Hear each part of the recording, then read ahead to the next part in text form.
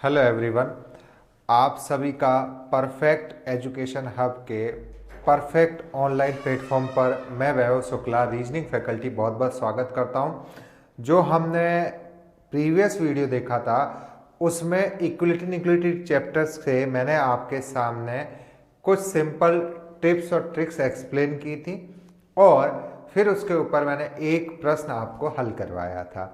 अब इस वीडियो में हम लोग जो मैंने आपको कहा था कि आप खुद से कोशिश कीजिएगा, ये 4 प्रश्न हैं, इनके हल प्राप्त करने की कोशिश करेंगे।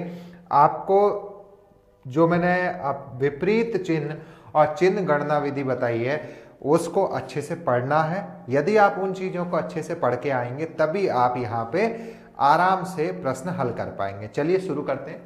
देखिए, कथन है आपके पास, पहला लिखा हुआ है जी बड़ा है पी से और दूसरा लिखा हुआ है एस छोटा है आर से। इन दोनों निष्कर्षों में से बताइए कौन सा निष्कर्ष निश्चित रूप से सत्य है।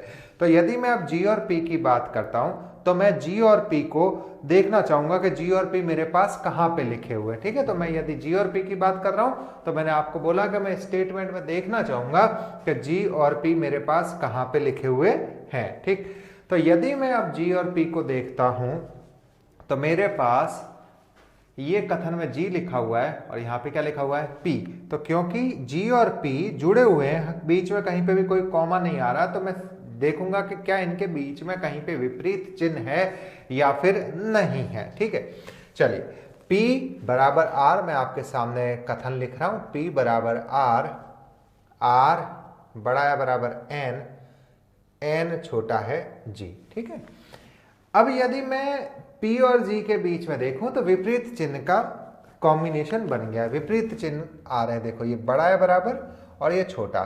तो मैंने आपको सिखाया कि यदि दो तत्वों अर्थात P और G, तो दो तत्वों के मध्य आपको संबंध ज्ञात करना। संबंध ज्ञात करने से हमारा तात्पर्य है कि दिया गया निष्कर्ष सत्य है या फिर असत्य है, ये ज्ञात करना है।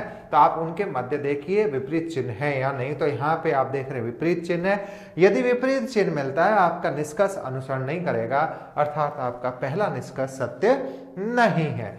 दूसरा, एस छोटा है आर से क्या, चलिए एस और आर की बात करते हैं। तो एस और आर के लिए भी अगर मैं देखूं, समझने वाला स्टूडेंट अब समझ गया होगा कि ये निष्कर्ष भी अनुसरण नहीं करेगा। क्यों अनुसरण नहीं करेगा? क्योंकि एस और आर के मध्य देखो, ये आर, ये एस, ये बड़ा है बराबर और ये छोटा, ये आपस में कैसे समूह बन गए? विपरीत। तो आर से लेके एस के मध्य कहीं पे भी विपरीत चिन्ह बन जाए, निष्कर्ष अनुसरण नहीं करेगा। ठीक, तो दूसरा भी असत्य हो गया।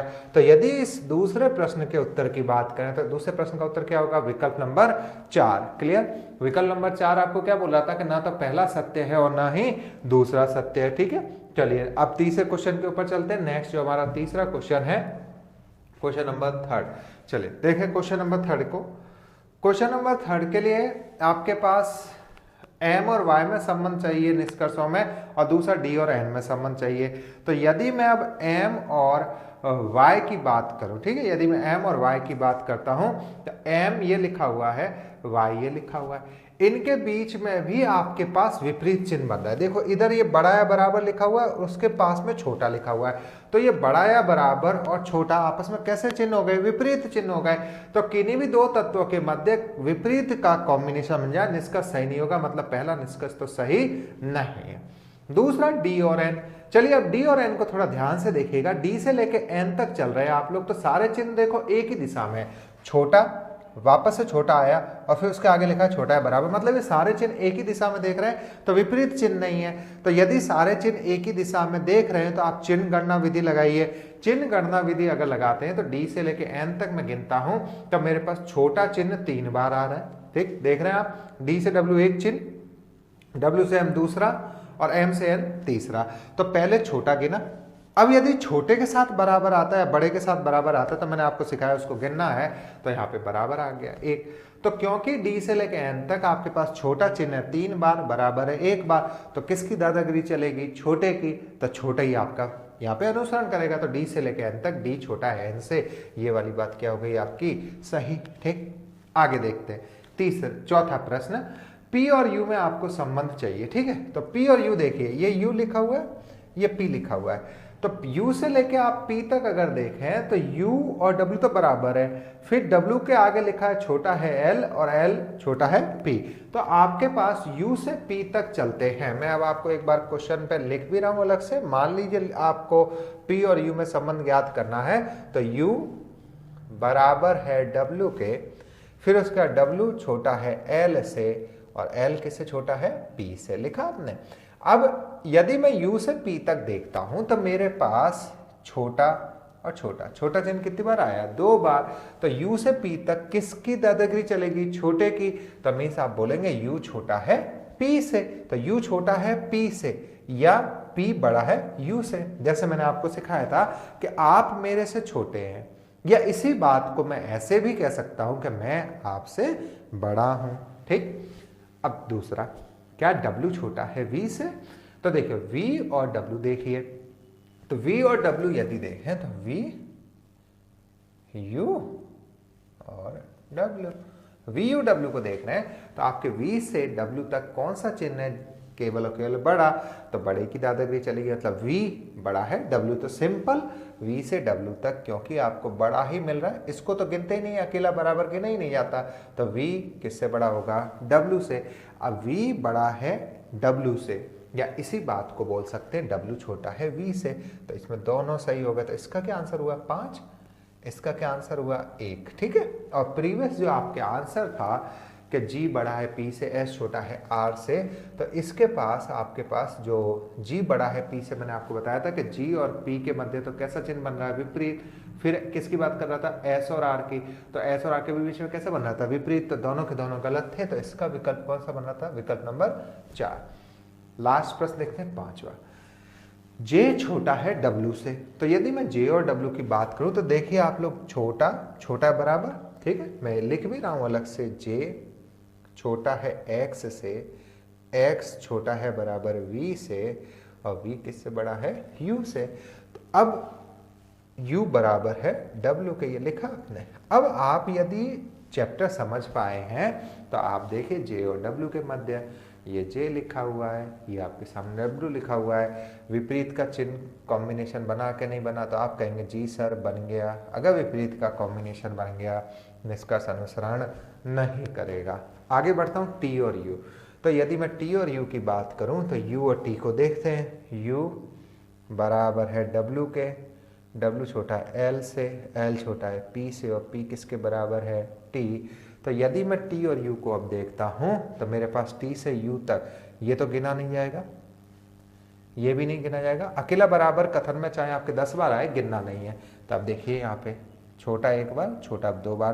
तो U से T तक बात करूं तो छोटे की दादागिरी चलेगी, क्योंकि छोटा 2 बार आया। तो U किससे छोटा होगा, T से। U छोटा है T से, या T बड़ा होगा U से। तो इसका आंसर क्या हुआ, विकल्प नंबर 2। ठीक। तो ये हमने 5 प्रश्न साधारण असमानता के ऊपर हल किए। ठीक। तो यहां से आपने 2 ही ट्रिक्स तो देखी, एक तो कंक्लूजन्स को या निष्कर्ष को सही करने के लिए, एक निष्कर्ष को गलत करने के लिए। ठीक है। अब हम लोग अपने अध्याय में आगे बढ़ते हैं। यदि मैं आगे अध्याय की बात करूं तो आपके पास जो आगे प्रश्न बनेंगे, जैसे 5 विकल्प मैंने आपके सामने बताए थे कि पहला विकल्प अनुसरण करता है यदि केवल निष्कर्ष पहला अनुसरण कर रहा है। दूसरा विकल्प होता है यदि केवल दूसरा निष्कर्ष सही है या अनुसरण कर रहा है। तीसरा विकल्प जो हमें सबसे ज्यादा दिक्कत में लेके आने वाला है, तीसरा विकल्प होता है आपके पास आइदर और। इसको अगर हिंदी में लिखें, शुद्ध हिंदी में, तो या तो निष्कर्ष फर्स्ट या निष्कर्ष सेकंड अनुसरण करता है। तो यदि आपके सामने ये लिखा हो ना कि या तो निष्कर्ष फर्स्ट या निष्कर्ष सेकंड अनुसरण करता है, ये वाले विकल्प हमें बहुत परेशान करते हैं। पहले इसको समझते हैं। एक उदाहरण लेता हूं मैं आपके सामने। ठीक है। मान लीजिए अगर मैं पूरे अध्याय में बात करूं कि आपके पास इधर और कितने प्रकार से लगेगा, तो आपके पास पूरे अध्याय में जो आइदर और है या तो निष्कर्ष वाले प्रश्न दो प्रकार के होते हैं। पहला प्रश्न आपके सामने लिखा, पहला लिखा ए बड़ा है बराबर बी के, दूसरा लिखा निष्कर्ष पहला ए बड़ा है बी से, दूसरा लिखा ए बराबर है बी के। ठीक है, देखिए इसको अगर हम लोग समझे तो कथन क्या कह रहा है कि ए बड़ा या बराबर है बी से। तो ए बड़ा या बराबर बी से, पहला निष्कर्ष लिखा हुआ है क्या ए बड़ा है बी से, दूसरा लिखा हुआ है क्या ए बराबर बी के। यदि आप दिए गए निष्कर्षों को सही करते हैं तो कितना प्रतिशत कंफर्मेशन लेनी होगी आपको? 100%। ठीक, इस क्वेश्चन का एक्सप्लेनेशन समझने से पहले एक मैं आपसे साधारण सा उदाहरण लिख रहा हूं, आप बताइएगा उसका उत्तर क्या होगा। क्रिकेट तो खेलते ही होंगे। अब यदि हम लोग क्रिकेट खेलते हैं तो सबसे पहले बैटिंग कौन करेगा, बॉलिंग कौन करेगा, ये बात डिसाइड करने के लिए आप टॉस करेंगे। तो मैंने बोला क्रिकेट खेलने गए हैं और 1 रुपए का आपके पास सिक्का है, कौन बैटिंग करेगा पहले? तो टॉस किया जाएगा।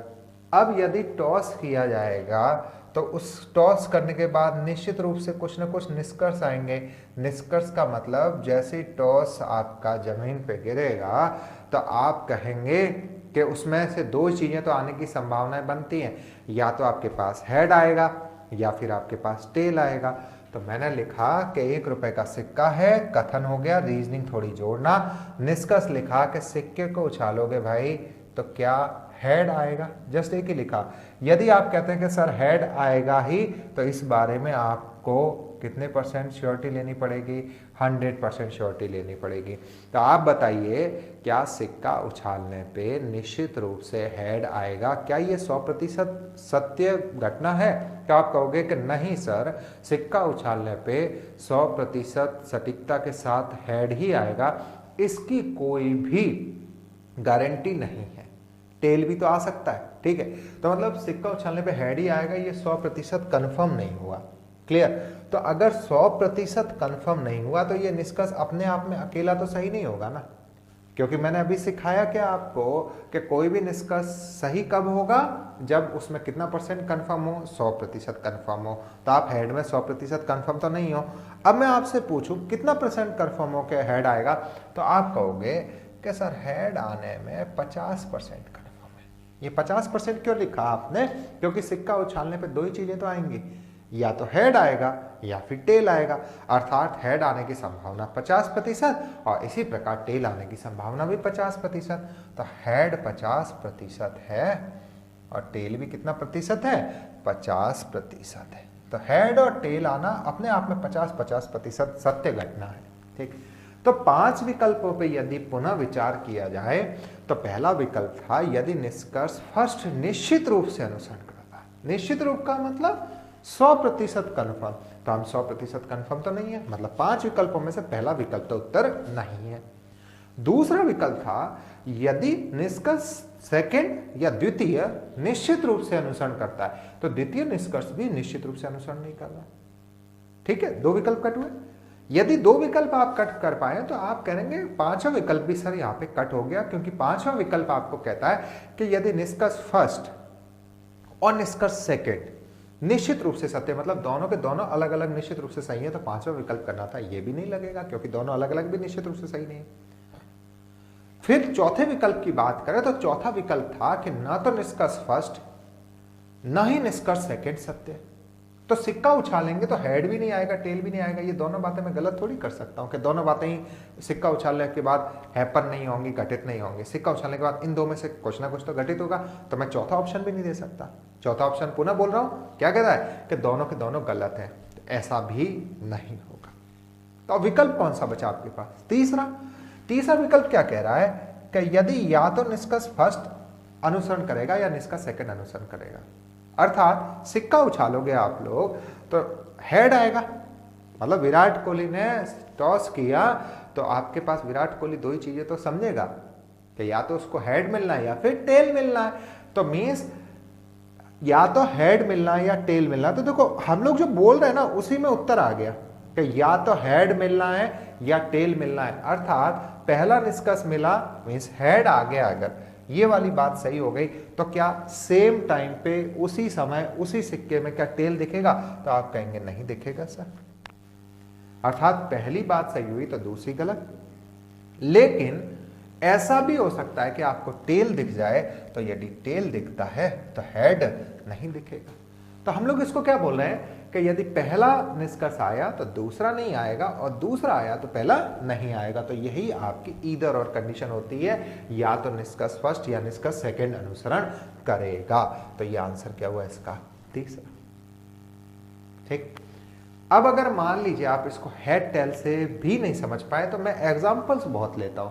हर विद्यार्थी को कोशिश करता हूं कि 0 से 0 हो, टॉप से टॉप हो, सभी व्यक्ति जुड़ जाए मेरे साथ। तो एक और उदाहरण लेता हूं आपके साथ, देखिए।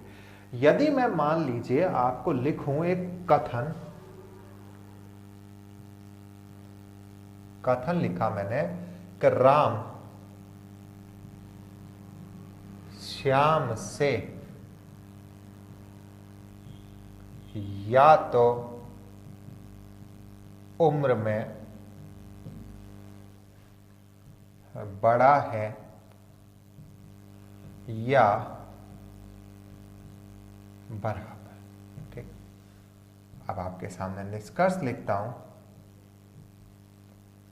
पहला, राम श्याम से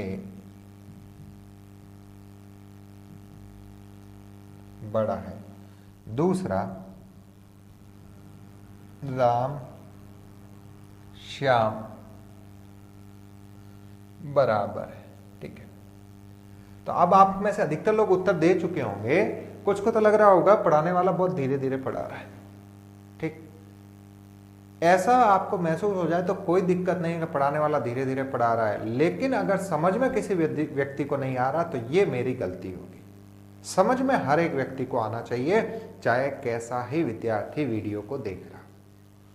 तो राम श्याम से या तो उम्र में बड़ा है या बराबर है, ये बोला गया। पहला निष्कर्ष करा कि राम श्याम से बड़ा है, तो आप कहोगे सर ये तो कह रहा है कि उम्र में राम या तो बड़ा है या फिर बराबर है, अर्थात दो चीजें बनी राम और श्याम के मध्य उम्र के अनुसार, या तो बड़ा होगा या फिर क्या होगा? बराबर। तो आप कह रहे हो राम श्याम से बड़ा है। अगर मैं केवल पहले ही निष्कर्ष सही करता हूं तो इसमें कितना प्रतिशत सटीकता चाहिए? 100% सटीकता चाहिए। ये तो मेरे पास नहीं है, अर्थात राम श्याम से बड़ा, ये 100% करेक्ट नहीं हुआ, तो पहला छोड़ दिया। दूसरा, राम श्याम बराबर है कहेंगे, इसमें भी 100% श्योर नहीं है।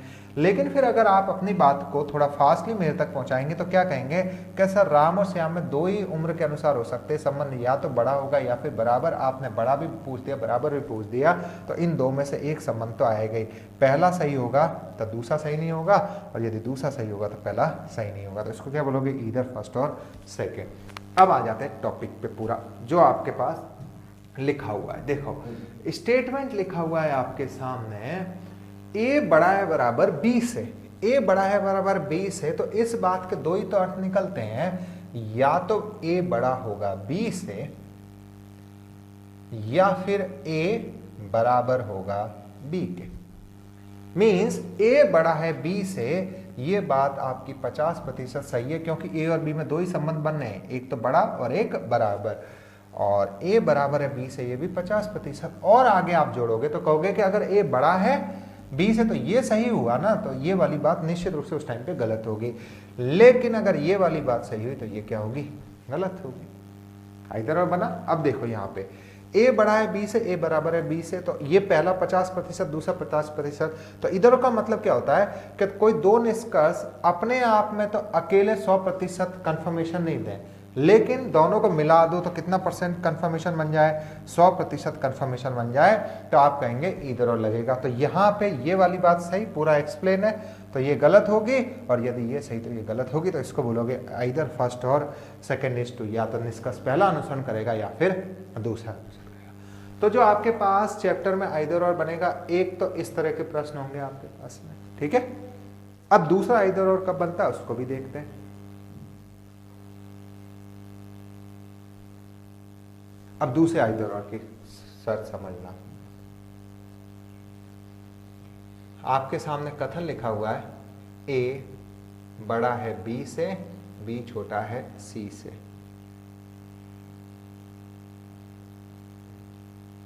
आपके पास निष्कर्ष है पहला, ए बड़ा है सी से, दूसरा है ए छोटा है बराबर सी से। ठीक है, आपको मैंने बताया निष्कर्ष अगर अकेला पहला सत्य करते हैं या अकेला दूसरा सत्य करते हैं तो इसमें 100% कंफर्मेशन होनी चाहिए। ठीक है, अब यदि मैं ए बी सी की बात करूं तो मैंने कल आपको ट्रिक भी बताई थी, कल से मेरा मीनिंग है कि मैंने जो वीडियो प्रीवियस है उसमें ट्रिक बताई थी।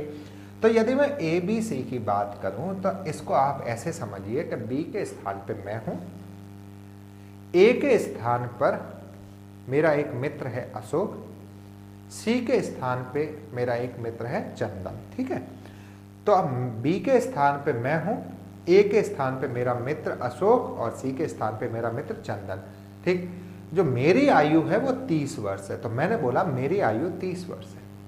अब क्योंकि कथन आपको कह रहा है कि जो अशोक है ना मेरे से बड़ा है, यदि मैं 30 वर्ष का हूं तो अशोक निश्चित रूप से 30 से ज्यादा होगा, लेकिन अशोक की आयु निश्चित रूप से कितनी है, मतलब अशोक निश्चित रूप से 35 वर्ष का ही है, क्या इस बारे में आप में से कोई भी 100% कन्फर्म है? तो आप कहेंगे कि सर कन्फर्म नहीं है। इस बात को ऐसे बोलिए कि मैं आपको कहूंगा मैं आपसे उम्र में बड़ा हूं, तो इसका मीनिंग क्या निकला कि यदि आप 20 वर्ष के हैं ना तो मैं 20 से ज्यादा हूं, लेकिन मैं 25 वर्ष का ही हूं, इस बारे में आपके पास कोई 100% श्योरिटी नहीं है। क्यों नहीं है? क्योंकि आपके पास मेरा बर्थ सर्टिफिकेट थोड़ी है, मैं कब बॉर्न हुआ था, या मेरे हाई स्कूल की मार्कशीट थोड़ी है आपके पास कि सर आपकी जन्म तिथि यही है। क्लियर? तो मीन्स अगर मेरी जन्म तिथि के बारे में आप 100% कंफर्मेशन लेना चाहते हो तो आपके पास मार्कशीट होनी चाहिए। तो क्या है आपके पास?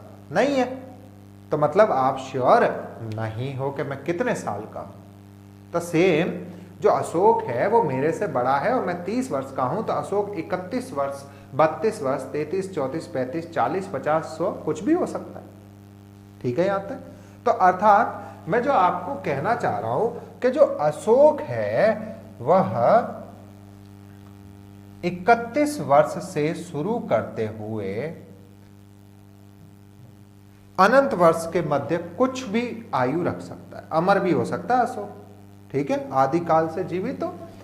अब जो मैं हूं ना, ये भी मैं था, मैं चंदन से छोटा हूं, तो मैं आयु में चंदन से छोटा हूं, या इस बात को हम लोग ऐसे बोलेंगे कि जो चंदन है आयु में मेरे से बड़ा है। तो चंदन भी सर जी मेरे से आयु में बड़ा है, तो चंदन अगर मेरे से आयु में बड़ा है तो क्योंकि मैं 30 वर्ष का ही हूं, तो चंदन 31 से प्रारंभ करते हुए यह भी आपके पास अनंत के मध्य कोई भी उम्र हो सकती है इसकी। कल मैंने अपोजिट साइन वाली ट्रिक बताई थी, उसका एक्सप्लेनेशन फिर से आएगा। यदि कोई मेरे वीडियो को एक बार नहीं जोड़ पाता है तो फिर मैं उसको वापस मौका देता हूं वो दूसरी बार में जोड़ ले। तो यहां पे अशोक की आयु आप बोल रहे 31 से अनंत के मध्य कुछ भी हो सकती है, और जो चंदन है उसकी आयु भी 31 से अनंत के मध्य कुछ भी हो सकती है। तो ये दोनों की आयु 31 से अनंत के मध्य कुछ भी हो सकती है। तो पहला कह रहा है क्या अशोक चंदन से बड़ा है, और इस बारे में आप 100% श्योर हो। तो आप कहोगे कि सर अशोक की आयु 31 से प्रारंभ होकर अनंत के मध्य है और चंदन की आयु भी 31 से प्रारंभ होकर अनंत के मध्य है, तो जो अशोक और चंदन है इन दोनों की उम्र वास्तविकता में कितनी है यह तो मालूम ही नहीं चल रहा। तो ए बड़ा है सी से या अशोक बड़ा है चंदन से? सर इस बारे में मेरे पास 100% सटीकता तो नहीं है। तो मैं कहूंगा 100% सटीकता नहीं है, तो कितना प्रतिशत सटीकता है? तो आप कहोगे कि सर अशोक और चंदन दोनों 31 से अनंत के मध्य जा रहे हैं, तो इनके मध्य 3 संभावनाएं बनेगी। पहला, जो अशोक है वह बड़ा हो सकता है चंदन से, क्योंकि किन्हीं भी दो व्यक्तियों में यदि आप उन दो व्यक्तियों की उम्र नहीं जानते हैं, ठीक, जैसे मैंने कल उदाहरण लिया था कि मैं और मेरा जुड़वा भाई बाजार में खड़े हुए हैं, तो मैं और मेरा जुड़वा भाई यदि बाजार में खड़े हुए हैं तो हम दोनों में उम्र के अनुसार आप श्योर नहीं हो, तो संभावना कितनी बनाओगे? 3। पहला, मैं अपने भाई से बड़ा, दूसरा, मैं और मेरा भाई बराबर, और तीसरा मैं अपने भाई से छोटा। अर्थात किन्हीं भी दो व्यक्तियों में यदि आप उनकी उम्र के बारे में कंफर्म नहीं है तो 3 संभावना ही बनानी है। तो जो ए बड़ा है सी से ये 100% सही नहीं हुआ, तो मैं कहूंगा ये 33.33% सही है। क्यों सही है वो समझिए, क्योंकि ए और सी में जो अभी मैंने उदाहरण लिया, ए बड़ा हो सकता है सी से, दूसरा ए बराबर हो सकता है सी से, और तीसरा ए छोटा हो सकता है सी से। तो ए और सी में इन 3 विकल्पों के अलावा या 3 दी हुई रिलेशन के अलावा, संबंध के अलावा कोई चौथा संबंध नहीं होगा। तो तीनों को मिलाने के बाद आप कहोगे कि 100% श्योर है तीनों को, पहला दूसरा तीसरा तीनों को जोड़ दो तो 100% श्योर हो कि इन 3 में से कुछ एक संबंध आएगा। तो ए बड़ा है सी से, यह बात कितना प्रतिशत होगी? 33.33%। भाई रटना कुछ नहीं है, ठीक? क्यों? 3 चीजें 100%, तो एक एक नियम लगाओगे तो एक कितना होगा? 33.33। 100 को भाग कर दोगे 3 से, तो ए बराबर है सी से, ये बात भी अपने आप में कितना प्रतिशत सही है? 33.33। ए छोटा है सी से, ये बात भी कितना प्रतिशत सही है? 33.33। तो तीनों बातें मिलाने के बाद 100% हो गया कि नहीं हो गया? ठीक।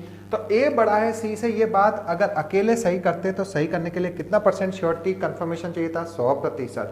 लेकिन 100% नहीं है यहाँ पे, तो साहब आपके पास कितना प्रतिशत सटीकता आ रही है? 33.33। ठीक। दूसरा लिखा हुआ ए छोटा है बराबर सी से, तो ए छोटा है बराबर सी से, तो देखो छोटा 33.33, बराबर भी 33.33, तो ए छोटा या बराबर है, तो छोटा 33.33 जुड़ा और बराबर का 33.33 जुड़ा, तो कितना बना? 66.66%। तो दूसरा निष्कर्ष अपने आप में सही होना की संभावना कितना प्रतिशत है? 66.66। यदि ये समझ में आ गया आपको, या तो निष्कर्ष वाले प्रश्न कभी गलत नहीं होंगे। तो आपने देखा कि ए और सी में पहला भी निष्कर्ष निश्चित रूप से सत्य नहीं है, दूसरा भी निष्कर्ष निश्चित रूप से सत्य नहीं है, लेकिन ए और सी में क्योंकि 3 के तीनों संबंध दिए गए, बड़ा छोटा बराबर, तो मैंने आपको सिखाया किन्हीं भी दो व्यक्तियों में 3 के तीनों संबंध दिए जाएं तो आपके निष्कर्ष आइदर और में चले जाते हैं। तो अब देखो, क्योंकि ए और सी में ये 3 संबंध में से कुछ ना कुछ आएगा ही, कुछ ना कुछ सत्य होगा ही। जैसे हेड और टेल में से या तो हेड आना था या टेल आना था, उसी प्रकार यदि किन्हीं दो व्यक्तियों की आयु में 3 की तीनों संभावनाएं दी जाए तो आयु के अनुसार उन 3 संभावनाओं में से कोई ना कोई संभावना हमेशा सत्य होगी। तो यहाँ पे ए और सी में यदि ए बड़ा हो गया सी से, तो उस टाइम पे अगर ये बात सही हो गई कि बड़ा है तो छोटा बराबर नहीं होगा, और यदि दूसरी बात सही हो गई तो पहली बात गलत होगी। तो आप इसको क्या बोलेंगे? या तो निष्कर्ष पहला या फिर दूसरा। ठीक है, तो ये आंसर इधर, तो ये इधर का दूसरा उदाहरण। अब देखो, कोई मान लो नहीं समझना चाहता कि उसने कसम ही खा रखी है मैं तो नहीं समझूंगा, तो उसके लिए भी बता दे रहा हूं वो कैसे सॉल्व करें। यदि प्रश्न में आइदर और लगता है तो पहचानो ऐसे कि जो 2 एलिमेंट्स है, जैसे ए और सी आपके 2 तत्व हो गए, दोनों निष्कर्ष में आपको जो ये तत्व हैं ये समान मिल जाए, इनके बीच में 3 के तीनों चिन्ह लिखे हो, 3 के तीनों चिन्ह का मतलब बड़ा, छोटा और बराबर। साथ ही साथ आप कथन में देखो तो इनके मध्य विपरीत चिन्ह का कॉम्बिनेशन बन गया हो, तो विपरीत चिन्ह का कॉम्बिनेशन हो और एलिमेंट सेम हो, 3 के तीनों चिन्ह आए, आइदर और लगा दीजिएगा। ठीक, ये रटने वालों के लिए बात हुई। तो ये अपनी आइदर और के ऊपर बात हुई। तो आइदर और, या फिर मैं बोलूं या तो निष्कर्ष पहला या फिर निष्कर्ष दूसरा अनुसरण करता है, ये आपके पास 2 प्रकार से ही आएगा, कोई तीसरा यहाँ पे उदाहरण नहीं बनेगा, तीसरा प्रश्न नहीं बनेगा। तो आप इनको अलग से लिख लीजिएगा कि इनको लिखो और नोट्स बनाओ। जब तक आप नोट्स नहीं बनाओगे ना तब तक सफलता मिलना मुश्किल होता है। ठीक, यहाँ तक ठीक है? तो ये आपके पास इक्विलिटी इनइक्विलिटी चैप्टर का मैंने वीडियो नंबर 2 में जितनी चीज़ें बता सकता था, शॉर्ट वीडियो बना रहा हूँ, ज़्यादा लेंथी नहीं बना रहा हूँ ताकि आपको भी देखने में ज़्यादा परेशानी ना हो, डेटा बचाना भी तो है आपको। ठीक, तो इस वीडियो में फ़िलहाल इतना ही, फिर हम लोग इसी इक्विलिटी इनइक्विलिटी में एक वीडियो और लेंगे, क्योंकि मैंने आपको समानता असमानता में 2 प्रकार के प्रश्न बताए थे, एक साधारण असमानता, एक कोडिंग प्रारूप पर आधारित असमानता। तो अब हम लोग जो पढ़ेंगे नेक्स्ट वीडियो में वो कोडिंग प्रारूप पर आधारित असमानता होगी। वीडियो सुनने के लिए आप सभी का बहुत बहुत धन्यवाद।